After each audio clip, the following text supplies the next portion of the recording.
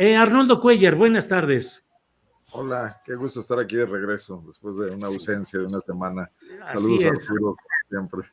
así es, gracias. Arnoldo, Arturo Rodríguez, buenas tardes. Buenas tardes, Julio. Buenas tardes a toda tu audiencia y naturalmente, pues con el gusto de volver a coincidir con Arnoldo Cuellar en esta tarde de martes.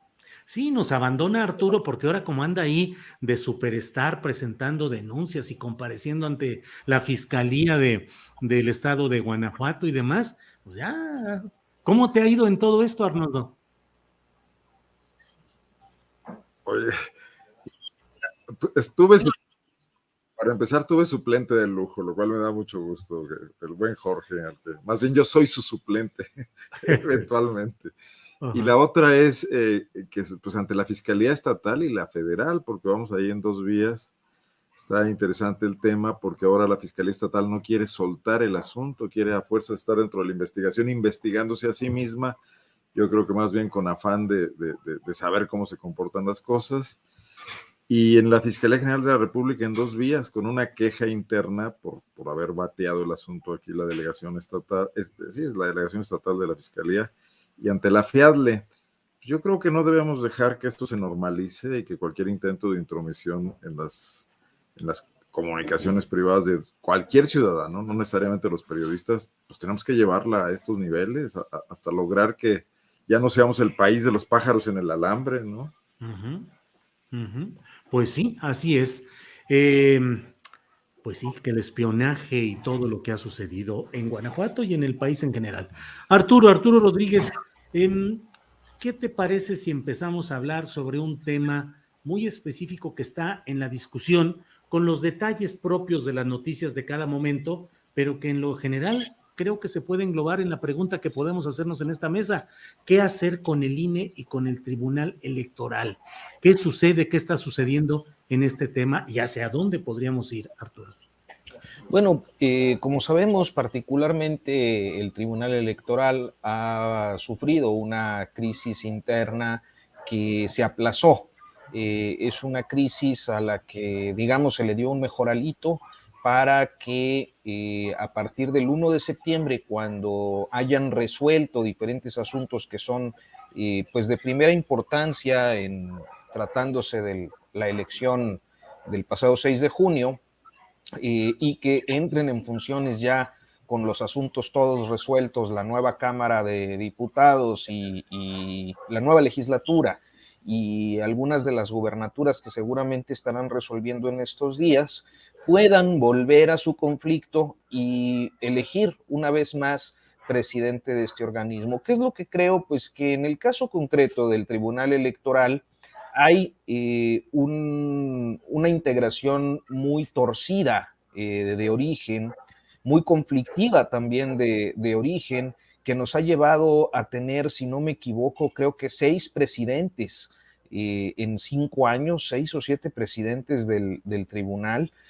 con una disputa que ha hecho crisis en diferentes momentos. Una fue en 2019, cuando tuvo que verse pues forzada a renunciar Yanino Tálora, otra posteriormente con el choque que se dio ahí entre los dos grupos que parecen tener pues ciertas veleidosidades a la hora de integrarse, no son grupos permanentes o fijos en sus posturas, y que pues resultó en la designación de José Luis Vargas, en la elección de José Luis Vargas en noviembre pasado, con una condición pues muy peculiar para llegar a esa posición, y es que ya estaba muy cuestionado por su riqueza personal, que es pues incompatible con los salarios que tendría que devengar un juzgador, en este caso electoral. Y finalmente, pues lo que vimos hace unas semanas con la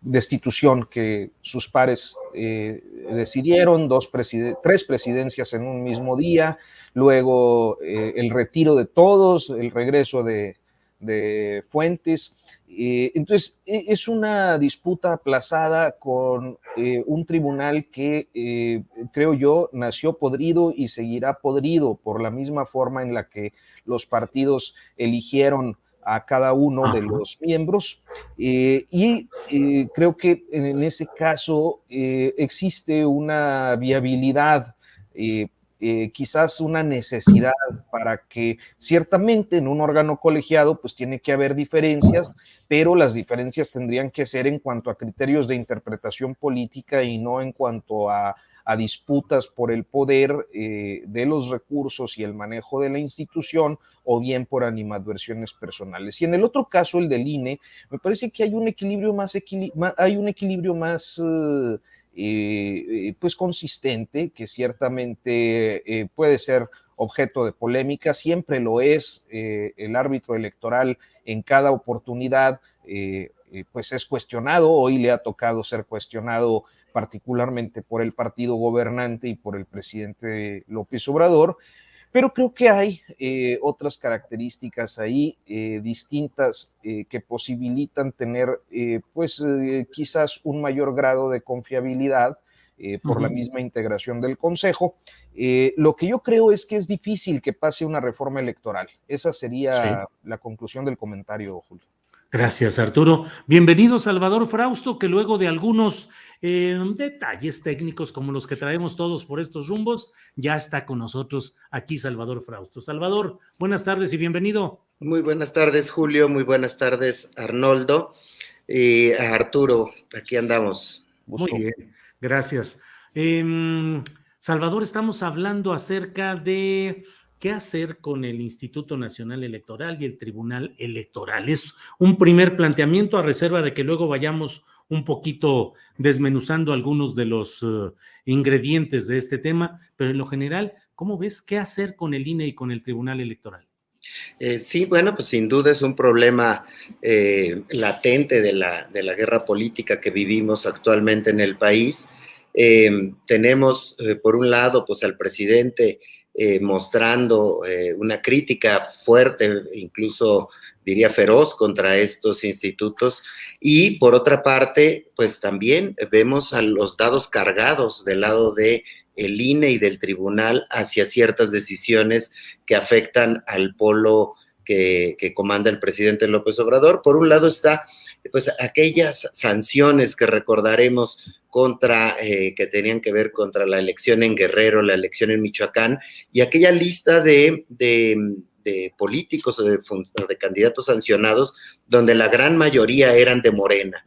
Es decir, hay ciertamente dados cargados del lado de las autoridades electorales hacia ciertos posicionamientos que tienen que ver con la cuestión política, ¿no? Y en el caso del Tribunal Electoral, pues hemos visto vaivenes en el funcionamiento y en a quienes benefician o perjudican las decisiones del tribunal. En algún momento durante las campañas veíamos a un tribunal fallando, tomando decisiones favorables para Morena y sus aliados, y de pronto hubo un quiebre, ¿no? Aquel quiebre en el cual es este mismo momento histórico en el cual vienen y tienen que decidir el asunto de la elección de Guerrero y de Michoacán, y ya hay una alianza de 5 de los magistrados del Tribunal Electoral, los cuales, bueno, pues ya fallan en contra de muchos de los candidatos de Morena, y no vemos esa misma ímpetu por parte de los consejeros ni del INE ni del Tribunal Electoral hacia decisiones un poco más equilibradas. Entonces, sí estamos ante un asunto muy que tiene que llegar a una solución, pero tampoco conocemos mucho de la propuesta de Morena de cómo cambiaría eso, porque sabemos que el acuerdo o el pacto político entre PRI, PAN y PRD había sido más o menos repartirse esas posiciones, dominando normalmente el PRI o el PAN, dependiendo quién estuviera en el poder presidencial. Ahora esas decisiones tendrán que cambiar, pero habrá que ver qué tipo de reforma electoral es la que quiere proponer el presidente López Obrador para conocer hacia dónde va. Pero pues está muy complicado en estos momentos ver hacia dónde nos lleva esta discusión política, Julio. Claro, Salvador. Gracias. Recordemos, Arnoldo, Arturo, Salvador, que ustedes pueden intervenir, preguntar, repreguntar con toda la interacción que deseen. Arnoldo, ¿de veras ya son insostenibles los magistrados integrantes del Tribunal Electoral del Poder Judicial de la Federación? Bueno, Arnoldo, yo creo que Arnoldo.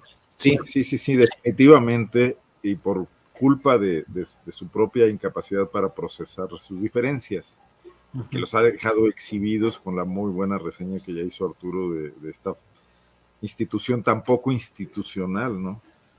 Pero yo quisiera ver debajo de la mesa, Julio, ver detrás de las cortinas, o sea, porque estos desarreglos provienen del desarreglo que tiene la democracia mexicana en general, que no hemos logrado encontrarle un piso, porque para empezar no queremos ver todas sus enormes deficiencias.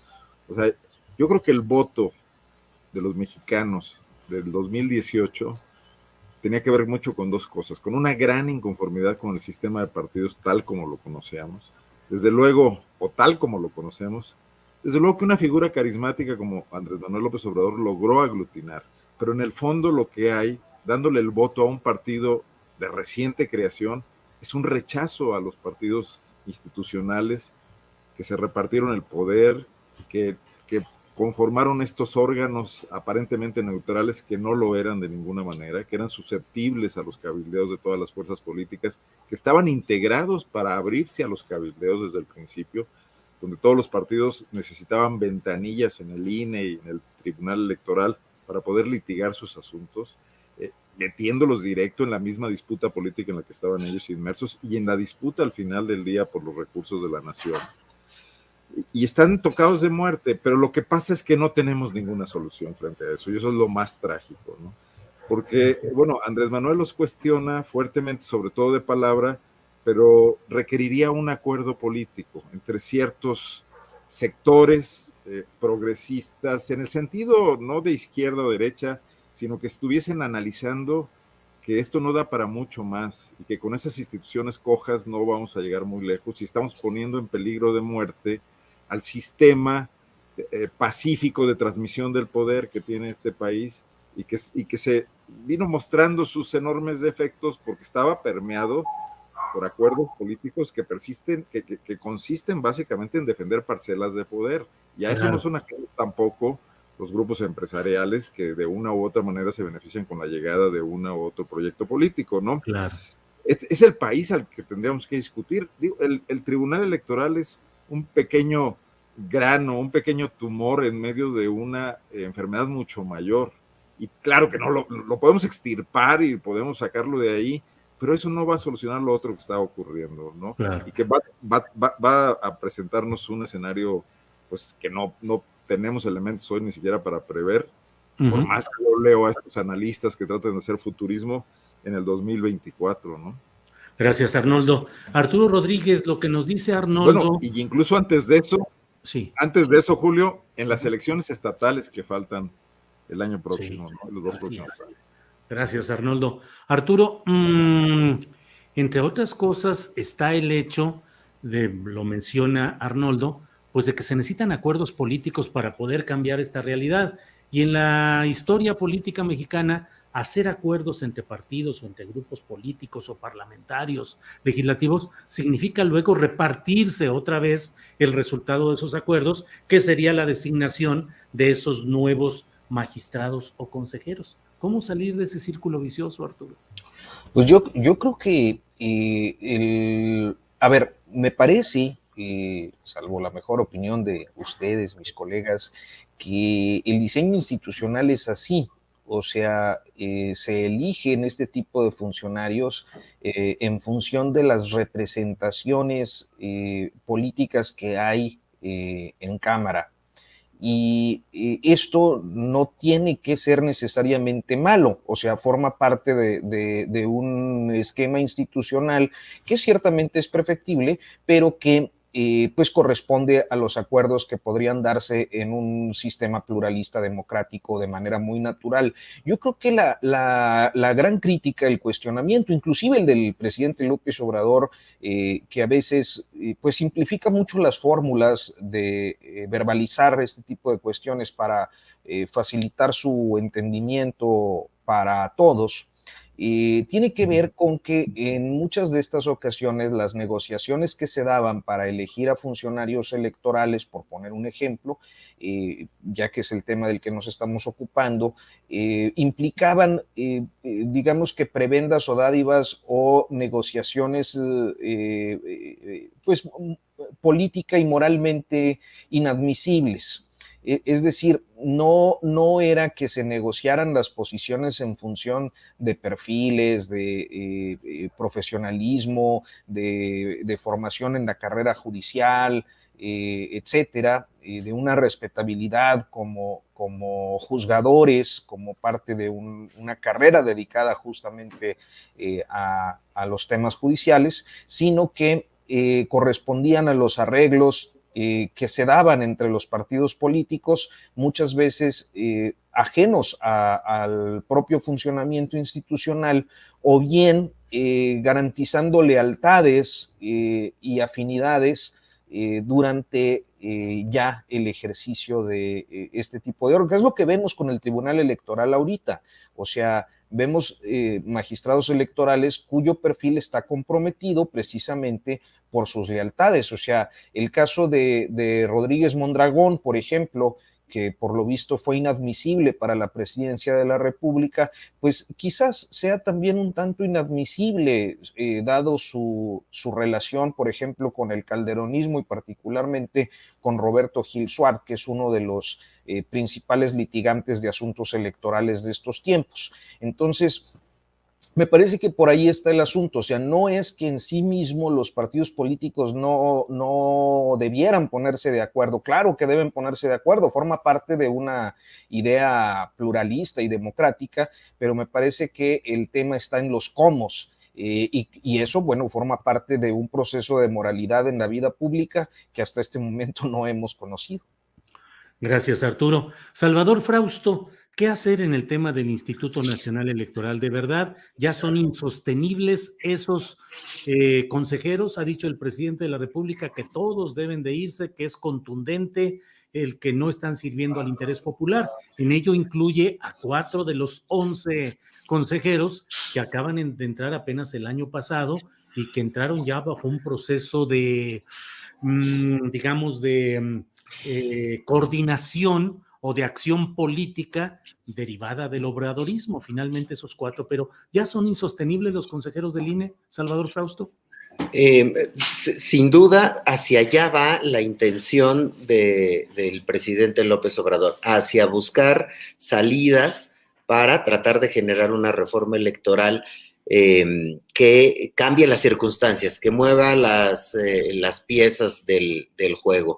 Ahí me parece que las condiciones están dadas para que un acuerdo, como bien comentaba Arturo hace un momento, el tema de se necesitan acuerdos legislativos y a partir de ahí los cambios o la nueva manera en la que se vayan a elegir eventualmente otros consejeros y otros magistrados del Tribunal Electoral tendrían que expresar el tipo de acuerdo que se haga en términos legislativos.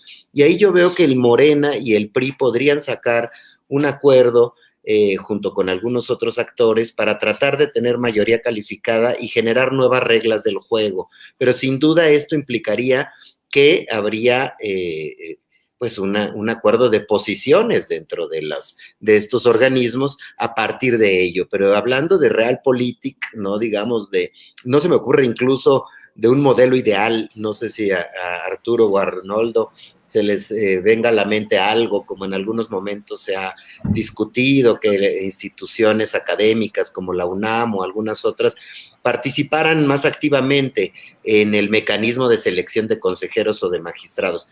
No veo que haya una posibilidad de eso, pero sí veo que pudiera haber un acuerdo entre Morena y el PRI y generar un mecanismo para cambiar las ecuaciones de de poder dentro de estos organismos y que ahí podría pues tener, pues sí, un perfil de consejeros que pasaran por una serie de filtros, que los filtros no están tan mal, digamos, diseñados institucionalmente, pero al final siempre obedecen a alguna de las fuerzas políticas los personajes que llegan a ocupar estos asientos, y pues ahí se podría perfilar eso, sobre todo pensando en el debilitamiento del PRI y hacia dónde viene el debilitamiento del PRI.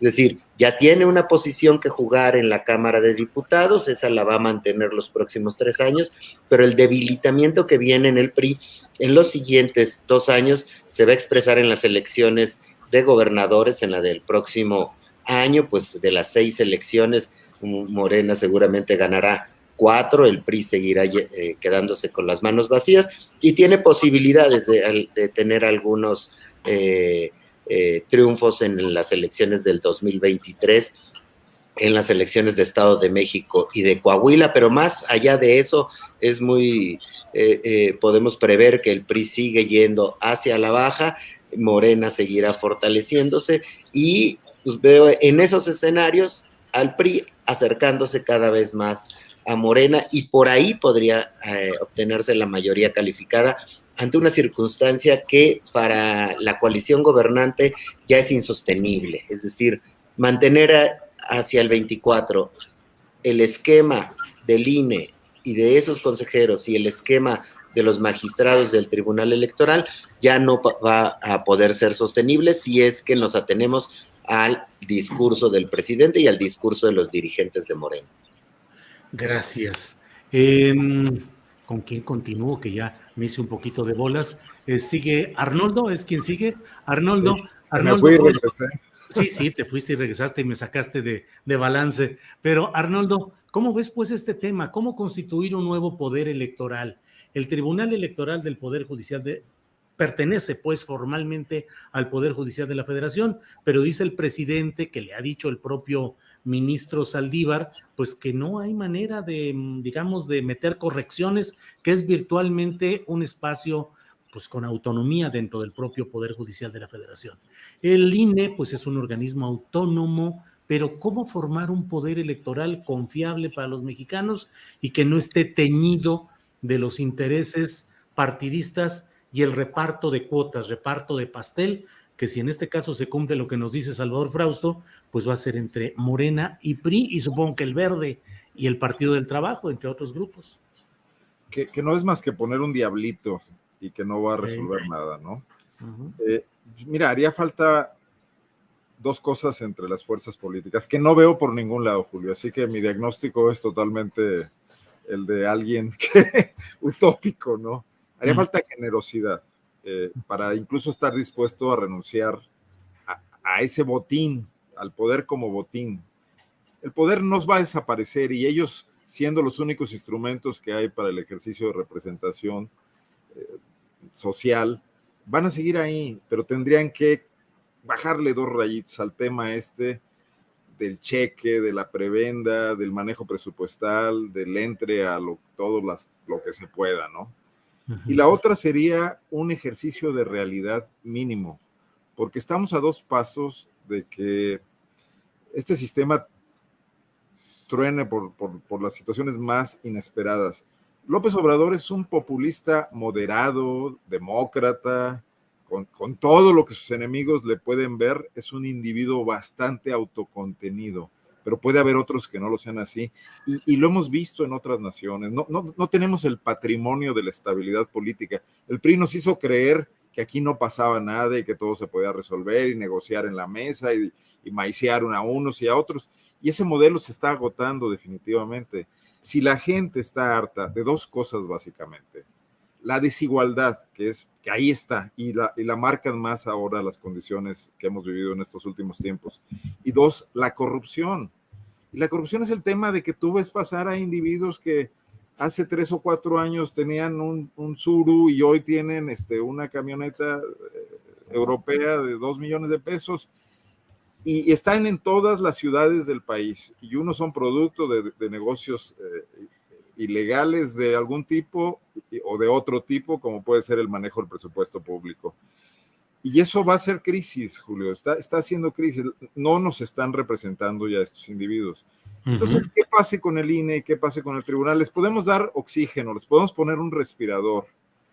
Las fuerzas políticas pueden entrar en las negociaciones a las que tarde o temprano son tan proclives y pueden darles algo para que pasemos el tránsito del 24. Pero lo que se está acumulando, eso que ya les explotó en la cara en 2018 al PAN y al PRI y a lo que hoy se llama PRD y que ya es prácticamente un cascarón vacío, les puede pasar incluso ahora a Morena, ¿no? Y a políticos como Monreal y como Ebrard, etcétera, porque no están midiendo que mucha gente tomó la decisión de ir a votar por un atisbo de esperanza, sin acarreos, sin presupuesto público detrás, y está viéndose defraudada. Yo no dudo que haya un movimiento sólido, importante, en torno todavía a la posibilidad de que López Obrador represente un cambio. Pero, por ejemplo, veo hoy al presidente decir que él ni siquiera está de acuerdo con la carta que deben firmar los padres de familia porque un burócrata abajo se la pasó. Y escucho hace rato a tu entrevistado sobre el tema de San Luis Potosí decir que le están metiendo todos los goles del mundo a Albores. Y yo mismo he visto que en la Fiscalía General de la República los funcionarios de Murillo Karam hacen lo que quieren a ciencia y paciencia de Gertz Manero. Entonces, si López Obrador no se concentra en esos asuntos, se lo tienen trabado, ¿cómo vamos a ir al rediseño de una política distinta y con asuntos de tal envergadura como replantear? Yo no nomás diría el INE ni las reglas electorales, creo que va más allá, creo que es un arreglo más profundo, ¿no? Bien, gracias, Arnoldo. Arturo Rodríguez, el papel de Lorenzo Córdoba y de Ciro Murayama, ¿cuál ha sido? ¿Son los chivos expiatorios, los villanos favoritos, los entes propiciatorios del deseo obradorista de cambiar y de reformar esto? ¿O cómo ves el papel finalmente de Lorenzo Córdoba y de Ciro Murayama, Arturo? Pues mira, creo que en términos de decisiones, al menos de los últimos meses y bueno, de los años que hemos dado seguimiento a su desempeño, me parece que pues siempre han recibido reclamos muy intensos de todos los grupos. Es decir, hace un año, por ejemplo, cuando rechazaron el registro al partido de Felipe Calderón y Margarita Zavala, pues fueron objeto de una tremenda descalificación del calderonismo, como después, cuando tiran las candidaturas de Salgado Macedonio y Raúl Morón, por ejemplo, pues se vuelven en objeto de cuestionamiento de el partido gobernante y del presidente. Entonces, eso siempre va a pasar con el árbitro electoral que sea. Siempre habrá una definición que pues deje lesionado a alguien y satisfecho a alguien. Lo que yo creo es que particularmente en el caso de Ciro Murayama ha habido un desempeño que se ha vuelto pues más cuestionado debido a un activismo y un papel y un desempeño más allá de sus posiciones electorales. Es que es, por ejemplo, el tema de la sobrerepresentación, que es uno de los que agraviaron en este periodo al partido Morena y al presidente, ¿no? El tema de la sobrerepresentación pues era claro y no se estaba aplicando conforme a la fórmula constitucional. Entonces revisarlo efectivamente pues era un deber que tenían los consejeros electorales. ¿Qué es lo que ocurre? Que desde 2018, por ejemplo, había un posicionamiento al respecto de Ciro Murayama en un ensayo y una serie de expresiones que digamos lo colocan como centro de la polémica porque su actividad extracurricular, o sea, su actividad fuera del Instituto Nacional Electoral, pues empieza a definirlo como en uno de los lados o de las trincheras políticas o con mayor identificación, en este caso con las oposiciones. Entonces eso termina perjudicando el papel. Ha sido el de Ciro Murayama un desempeño imprudente, me parece, desde el principio. También han incurrido en algunas pifias particularmente en los casos relacionados con fiscalización, que son los que corresponden a Murayama, pifias que le han costado mucho a la credibilidad del instituto y a la democracia electoral de este país. ¿Qué clase de pifias? Por ejemplo, cuando califican las elecciones del 17, cometen errores que finalmente terminan siendo revertidos por el Tribunal Electoral. La sensación que se queda es que no hubo un trabajo lo suficientemente profesional para garantizar la equidad en esas contiendas. Ahora pasa el tiempo y dices, ¿son estos errores deliberados o son impericia o son incapacidad o qué es lo que ocurre con Ciro Murayama y su equipo? Pues bueno, puede ser una conjunción de todas, pero sin lugar a dudas ha sido el papel que va más allá de esas decisiones, el de un activismo tanto en redes sociales como en medios de comunicación, lo que ha dejado muy comprometida su posición y naturalmente con todo eso, pues la relación tan cercana con Lorenzo Córdoba a lo largo de décadas, desde su etapa universitaria hasta el momento, pues que los hace ver como una dupla, aun cuando el manejo de Lorenzo Córdoba pudiera ser un poco más prudente.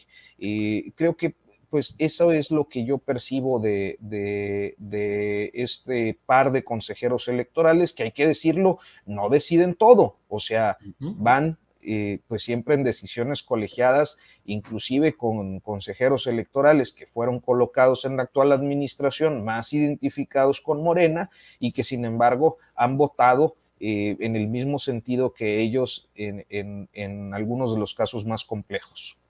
Gracias, Arturo. Salvador Frausto, lo que quieras agregar sobre este tema que creo que hemos abordado ampliamente de lo que sucede en el poder electoral, en el tribunal y en el instituto correspondientes, lo que quieras agregar, y te propongo que entremos luego o de inmediato a otro asunto interesante de estas horas y días, que es el proceso de revocación de mandato, que ya lo ha aprobado las comisiones del Senado, que irá a una decisión plenaria y que pues además ya la discusión está acerca de la redacción que Ricardo Monreal, luego del regaño de Palacio Nacional, pues ha reelaborado. ¿Qué opinas, Salvador Frausto, por favor? Claro, Julio, me quedo con la parte que menciona Arturo de decir, señalar de manera muy puntual que el árbitro electoral no lo decide todo. Y entonces, esa es una noción interesante porque como en cualquier partido de fútbol, siguiendo este tipo de analogías, el árbitro tiene cierta influencia. Y hemos visto a este árbitro electoral y personificado o vistos el papel de Lorenzo Córdoba y el de Ciro Murayama como personajes muy influyentes dentro de este instituto electoral, tanto así que subrayaría también lo ya antedicho por mis compañeros, los otros consejeros que parecía que traían otro tipo de posiciones, se han plegado a ciertos votos por unanimidad, a ciertos votos a favor de las posiciones que están teniendo Lorenzo Córdoba y Ciro Murayama, y eso llama la atención, habla de un trabajo también ahí de político o de consensos para jugar en un mismo sentido. Entonces el árbitro influye. Sí, Salvador, pero incluso te comento nada más, la carta sí, de defensa del INE la firmaron claro, los 11 consejeros, entre los cuales se incluyeron cuando menos los 3 que se supone que son cercanos a la 4T, cuando menos ellos 3, pero fue una defensa unánime del proceso que se había dado en la consulta popular. Perdón, Salvador, nada más. No, subrayar eso es que nos muestra los consensos que están consiguiendo Lorenzo y Ciro al interior de la herradura del instituto, como se le llamamos los reporteros. Ahí eso se ha expresado. También veo entrevistas con otros consejeros que uno pensaría que tendrían posiciones distintas y van muy en el sentido del planteamiento que hacen Lorenzo y Ciro. Bueno, entonces el árbitro influye un poco y ciertamente actualmente influye en alguna medida a favor de las posiciones contrarias a las de Morena y de sus aliados. Pero no veo tampoco condiciones, Julio, para que una reforma electoral pueda cambiar ese modo de operar, como bien comentaba Arnoldo. Es decir, si hubiera ese pacto entre Morena y el PRI, pues solo estaríamos haciendo un cambio cosmético que expresaría una representación de estos dos partidos, pero bajo el mismo modelo que se tenía antes, que era el pacto PRI-PAN-PRD, ¿no? Y el PRD se conformaba con tener 1 o 2 posiciones en estos organismos, y yo no veo al PAN conformándose con tener menos posiciones. Entonces, sí estamos frente a un asunto cuya resolución es muy difícil de prever hasta que no conozcamos los términos de la reforma electoral que se ha anunciado por parte de Morena que se va a presentar en la Cámara, en las cámaras legislativas, y eso, pues, pago por ver esa reforma legislativa. No sé si Arturo o Arnoldo conozcan un poco tú de qué va, pero yo estoy tratando de conocer un poco de qué va, qué traen, ¿no? Hasta me da la idea de que no tienen idea, del Es lado. que no hay nada. Digo, a reserva de regresar ahorita con el tema de la revocación. Arnoldo, ¿tú has escuchado algo de por dónde podría ir la tal reforma electoral? Yo digo que Arturo es el que sabe porque tiene muy buenas fuentes. Exacto. Ilumínanos, Arturo, antes de que lo publiques. El próximo artículo de Proceso, por favor. Bueno, no, creo que pecan de modestos ustedes, son periodistas muy experimentados. Somos realistas, Arturo. Tú eres el reportero picudo de estas cosas. Dinos a ver por dónde va la tal siempre reforma. Llega tarde porque anda reporteando. Man. Claro, claro. Bueno, ¿sabes algo de cómo va? Nada, ¿verdad? No se sabe. No, creo que más o menos tenemos algunas referencias pues por declaraciones, ¿no? Las que ha hecho el presidente López Obrador, lo que han respondido inclusive sus aliados, ¿no? Sobre no apoyar algunos planteamientos, etcétera, pero me parece que en general, pues sí, todos desconocemos a ciencia cierta si exista algo. Lo que yo sí siento es que no hay condiciones para que se realice, ¿no? Bien. Bueno, pues entonces, Arnoldo Cuellar, ¿cómo ves el tema de la revocación de mandato? Luego lo preguntamos a Arturo y a Salvador. ¿Cómo ves lo que se lleva hasta el momento? Ya las comisiones senatoriales aprobando la iniciativa de ley sobre la revocación de mandato, y luego ya la atención centrada en cómo iría la pregunta. Lo que ha postulado Ricardo Monreal es una pregunta en positivo. ¿Desea usted que continúe el presidente en sus funciones? Y otros dicen que el proceso es para preguntar en negativo, es decir, que desea usted que se aplique la revocación de mandato a Andrés Manuel López Obrador. En fin, ¿qué opinas, Arnoldo? Bueno, que el presidente es un mago, ¿no? O le tiene tan bien tomado el pulso a la clase política en general, la que comulga con él y la que no, que los enreda en este tipo de cosas y los mete a dinámicas que los van a llevar ahí por semanas o por meses discutiendo algo que perfectamente no tiene nada que ver con los problemas del país, los retos del país, con lo que estamos enfrentando en este momento. A ver, pandemia, tercera ola, escasez de vacunación, regreso a clases, la economía que sigue de alguna manera atada con hilos muy delgados. Hay una zona gris que no hemos acabado de explorar. Hay algunos reportajes en ese sentido que hablan de cosas muy drásticas. Hay también las mediciones del INEGI, del Coneval, de cómo ha caído el nivel de vida de muchas personas. O sea, probablemente no estén muriendo de hambre en este momento, pero han bajado mucho sus expectativas. Y en un país donde si la atención médica se convierte en algo prioritario y esta se vuelve caro, se vuelve difícil de alcanzar, estamos generando un enorme contenido de frustración social. En ese sentido, es oportuno ver si vamos a una revocación de mandato o no, con una pregunta en tal o cual sentido.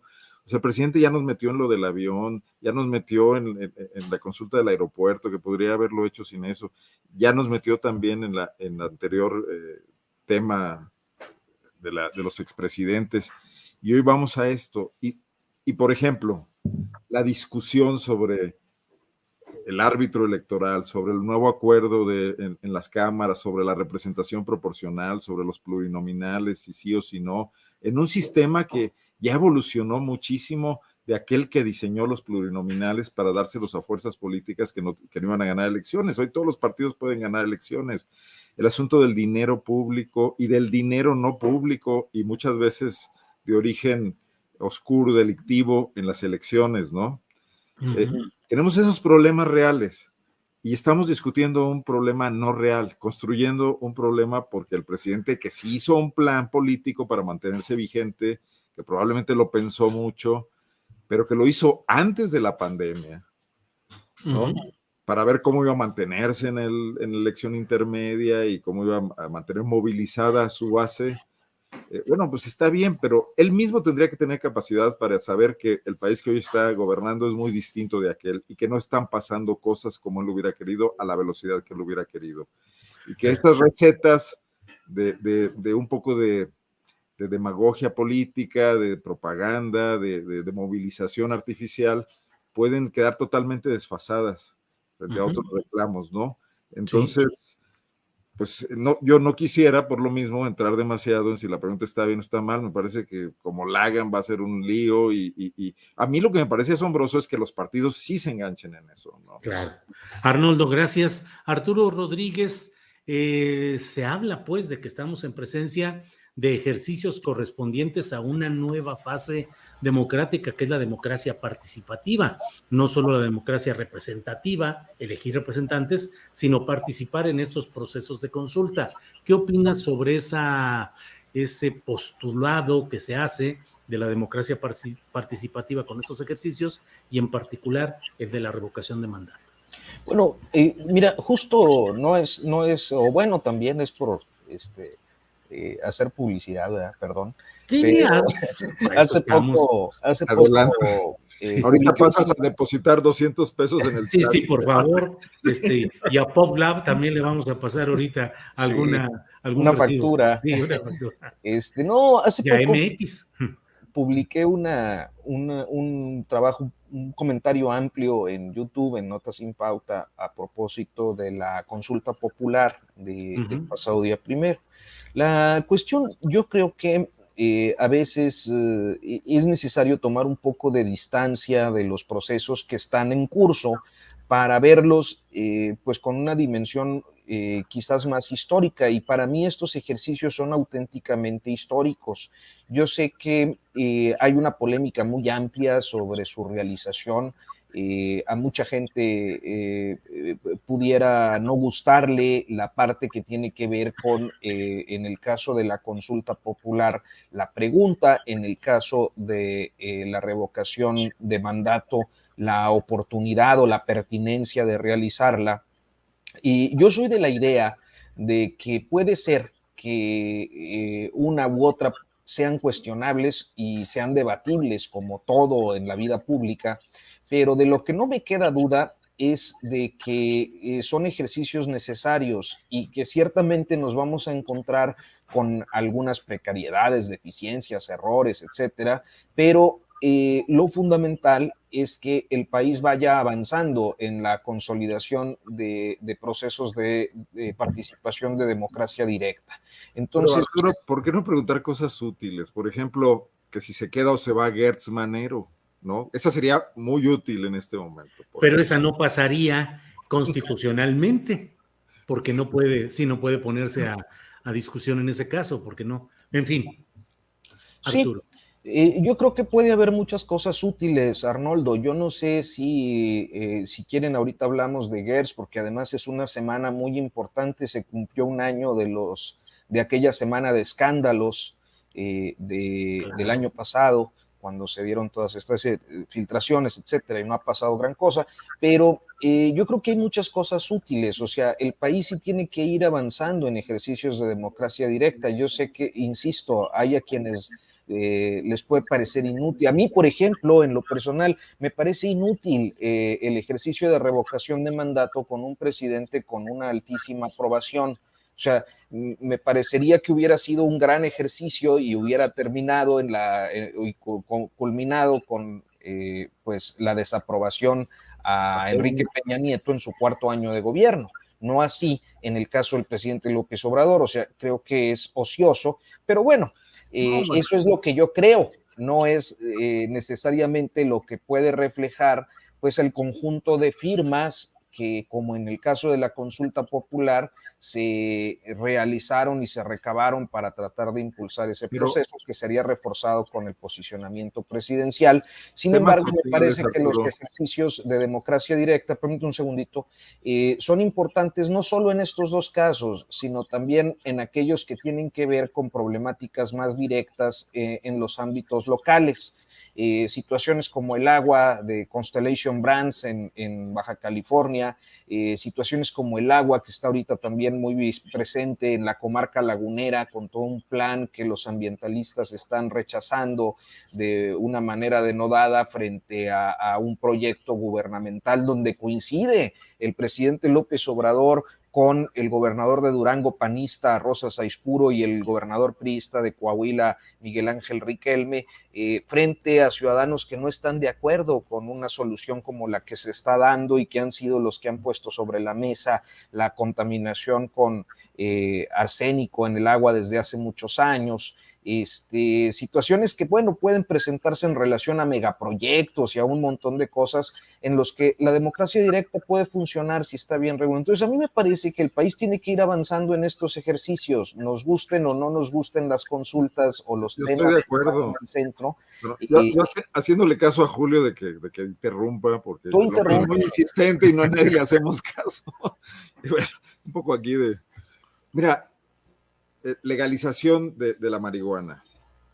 O sea, el aborto libre de penalización, por ejemplo. Yo no estoy de acuerdo con que los derechos fundamentales se sometan a consulta. Pero los derechos fundamentales son eso. Pero hay estados que se protegen y no lo hacen. Y en un mandato nacional podríamos obligar a que esos estados... Hoy salió un meme genial que decía, hoy en Afganistán va a pasar esto, y enumeraba una serie de cosas. Al final decía, bienvenidos a Guanajuato. Aquí se han resistido a reconocer esas cosas fundamentales y podríamos llevarlas a consulta para que esos gobiernos no se resistieran, porque en la letra no son rebatibles, pero en la práctica lo son. Yo no creo que los derechos fundamentales puedan ser objeto de consulta. Los derechos fundamentales son objeto de medidas de acción afirmativa que en todo caso tendrían que imponerse sobre las entidades federativas desde una perspectiva constitucional. Eso ahí sí no, los derechos humanos bajo ninguna circunstancia se consultan, porque sería usar la democracia pues con un fundamento de la propia democracia, ¿no? Entonces, me parece que más bien hay temas de políticas públicas en las que pues la pertinencia o no de una implementación sí puede ser sometida a una consulta. Bien, gracias Arturo. Don Salvador Frausto, por favor, meta orden aquí en este desorden que están haciendo ya Arnoldo y Arturo Rodríguez. Por favor, dé su dictamen sobre la democracia participativa, el proceso de revocación de mandato y todo este tema que ya aquí Arnoldo y Arturo han abordado. Me encanta que pongan el desorden, Arturo y Arnoldo, hace más interesante la discusión. Fíjate que yo creo que coincido con Arturo que los derechos humanos no deben someterse a consulta. Sin embargo, si se sometieran a consulta, sería muy probable que el aborto, y más en estados como el que muy bien conoce Arnoldo, temas como el aborto, en la mayoría del país, la gente votaría porque no se legislara a favor de la interrupción del embarazo. Pero, pero eso nos muestra la debilidad de la oposición. Es decir, si quisiera proponer ese o alguna otra consulta, Yo dudo en estos momentos que haya condiciones políticas para que la oposición encuentre una causa que ponga a votación, que junte las firmas primero, que se someta a votación y que la gane. Es decir, las quejas que hay actualmente de la oposición para con la consulta, para ver si se queda o no se queda el presidente de la República a terminar su mandato, muestran la debilidad de la oposición. No hay posibilidades en este momento, de acuerdo a las herramientas que tenemos para poder saberlo, que son pues encuestas, que son estudios de opinión, que son pues pulsos de la realidad política, para que la oposición pudiera ganar esa consulta. No sé qué tendría que pasar de aquí a que se dé esta consulta, ya sea que se pregunte como quiere Monreal, o cambien la pregunta y la pongan al revés, pongan la pregunta que pongan. Ahorita el único polo político que puede movilizar gente es el polo gobernante. No hay manera, no veo condiciones. Lo vemos en las protestas estas del Frena y sus similares, en los coches, unas cuantas personas, unas casas de campaña ahí que le pagan voladoras, ¿no? Uh-huh. Y que les pagan a sus propios empleados de sus empresas o los que trabajan en sus casas a ir a hacer las marchas o las manifestaciones que los opositores no están dispuestos a hacer. Entonces, sin duda, a mí lo que me llama la atención es que llama la atención que pues la sartén la sigue teniendo por el mango el presidente López Obrador, y él nos va a poner a discutir de este tema y de los que él quiera, pero no hay, aunque en Twitter y en la mayoría de las columnas de los medios de comunicación y en la mayoría de los espacios de la televisión y de la radio, haya un apoyo y una crítica a estos temas que pone el presidente sobre la mesa. A pesar de todo eso, de toda esa sonoridad, no hay condiciones para que ganen las posiciones de la oposición. ¿Dónde? ¿Cuál posición de la oposición ganaría una consulta, obtendría la mayoría de votos en gente que salga a votar? Es decir, no tienen capacidad de movilización, y eso es lamentable para una democracia como la nuestra, en la cual pues deberían los contrapesos estar en la oposición y no adentro del gobierno, que es donde me parece que están surgiendo los contrapesos al presidente. Bien, gracias, Salvador. Invito a la audiencia, son las 2:54 p.m, a que luego de esta mesa nos acompañe. Vamos a tener una entrevista con la señora Yajaira Hugues. Ella es mamá de María Regina, una niña, una pequeñita que necesita recaudar fondos para operarla del corazón en Estados Unidos, ya que en México no es candidata.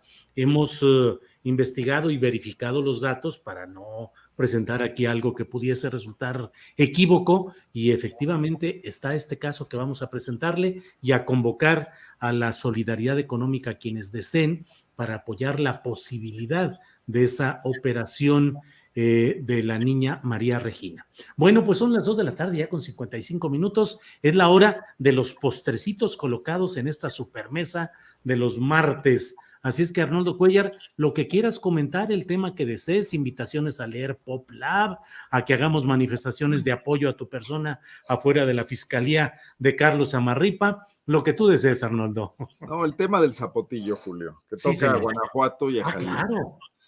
Mira, se generó una reacción en Guanajuato en estos últimos par de días, queriendo concitar una gran solidaridad en torno al tema de reclamo de agua para León, y bueno, de nueva cuenta, en contra de la decisión del presidente de que la cortina se mantenga 80 metros regulada y que solo hay agua para Guadalajara y para la zona de los Altos.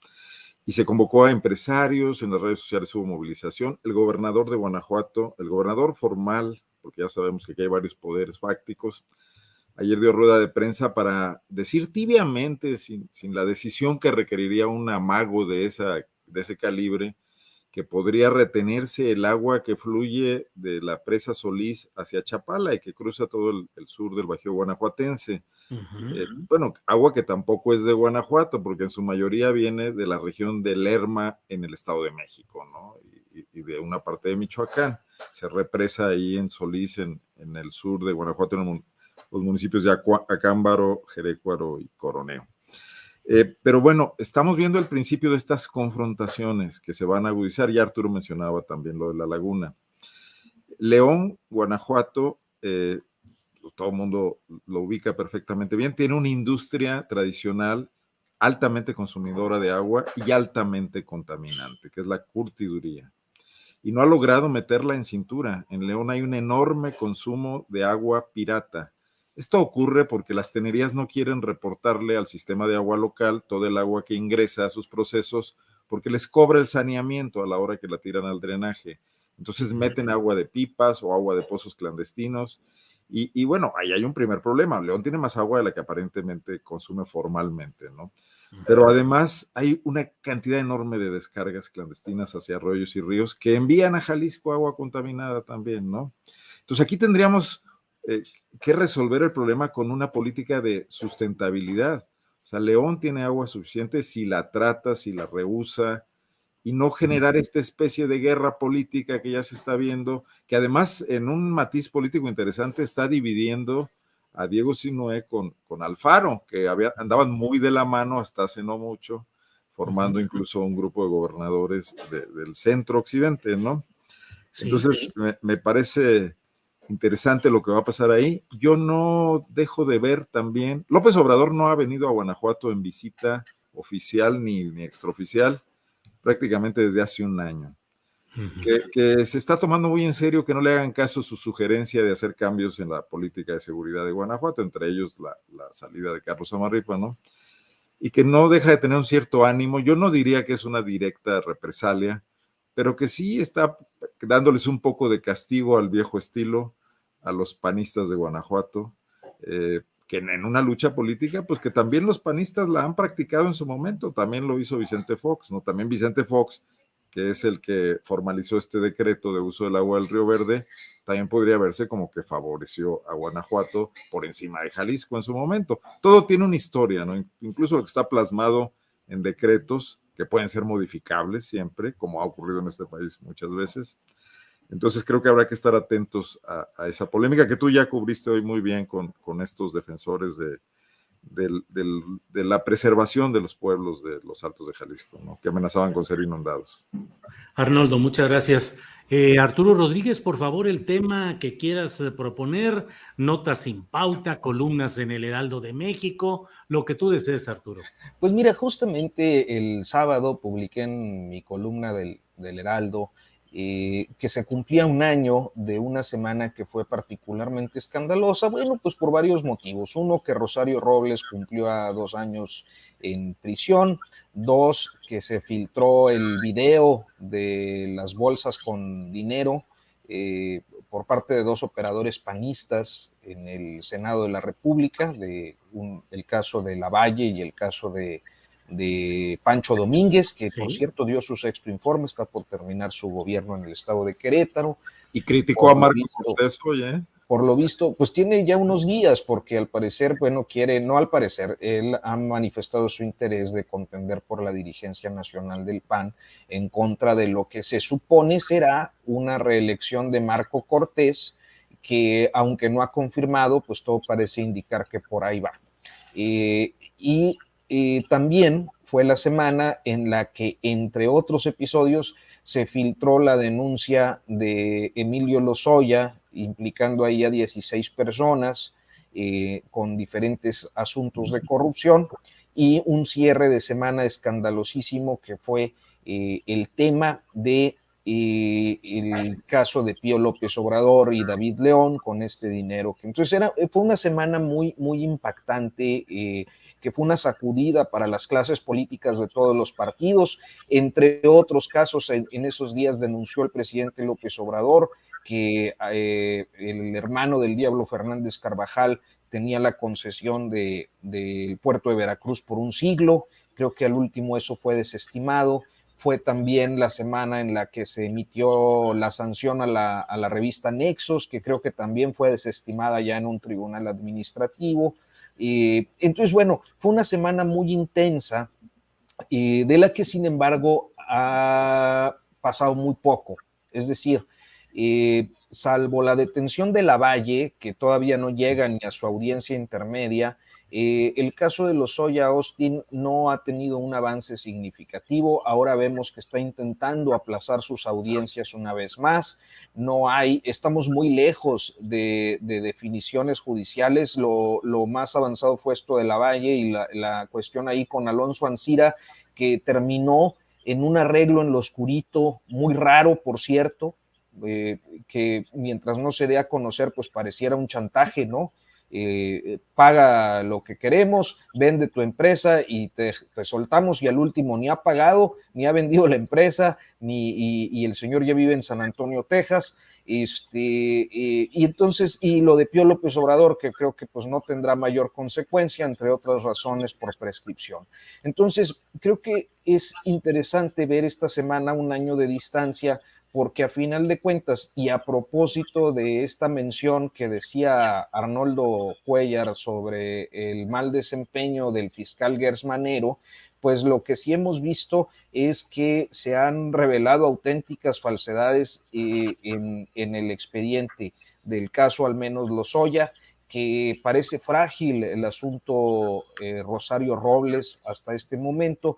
No sabemos si ha logrado o no vincular la Fiscalía a Rosario Robles con la llamada estafa maestra de manera directa, es decir, políticamente pues todos sabemos que es ella, pero judicialmente no sé hasta qué punto hayan logrado comprobar algo. Entonces, esa semana de escándalos cumple un año sin un avance pues significativo y diría yo verificable sobre las investigaciones y los procesos que se tienen abiertos.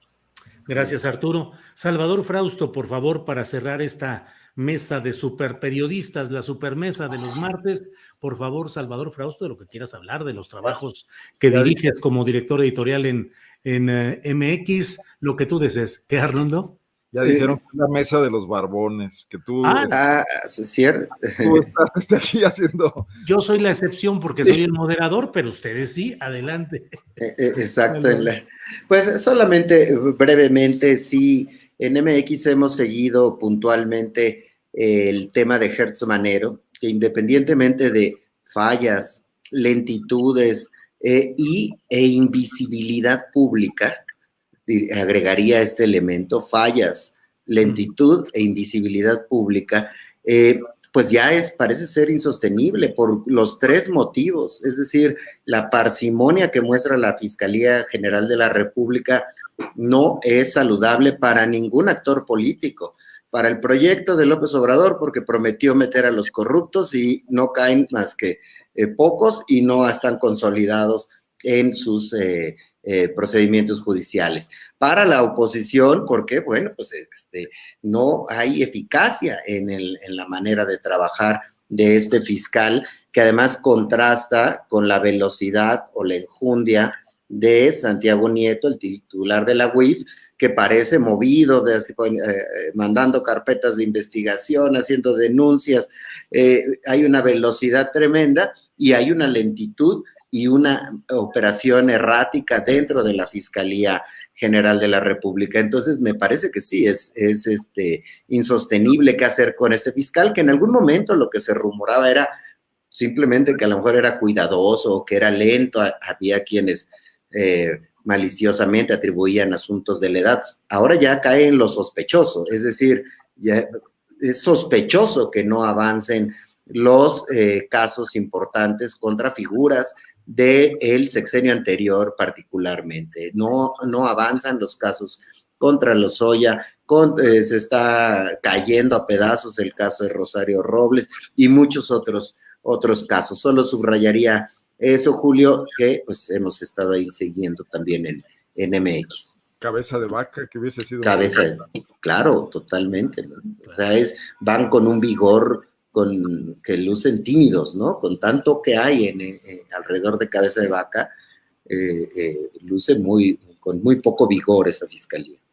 Un columnista al que yo leo por obligación, incluso antes de que se publique su columna, dijo Tortuguets es la que hay en la Fiscalía General de la República, la Tortuguets que se ha estado viviendo en esta etapa. En fin, pues muchas gracias a los tres.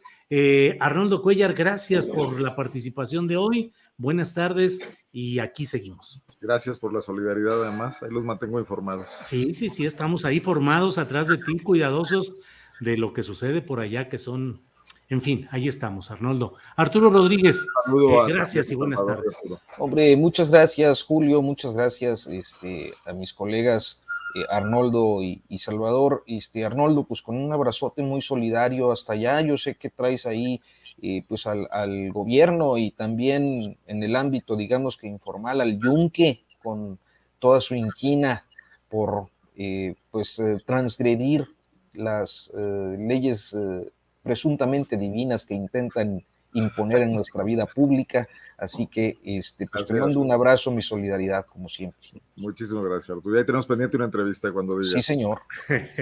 Muy bien. Salvador Frausto, muchas gracias y buenas tardes. Un gusto compartir esta mesa con los tres. Solidaridad, por supuesto, para Arnoldo.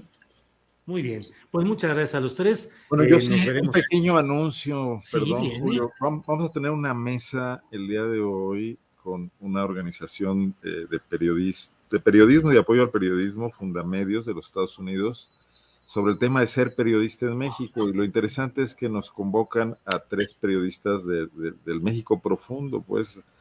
Vamos a estar una compañera de Chiapas, Pati Mayorga de Chihuahua, y un servidor, que creemos que es otra visión para romper un poquito con el chilangocentrismo. Hoy va a ser a las 6:30 por ahí en redes sociales. Lo vamos a estar manejando en Twitter también.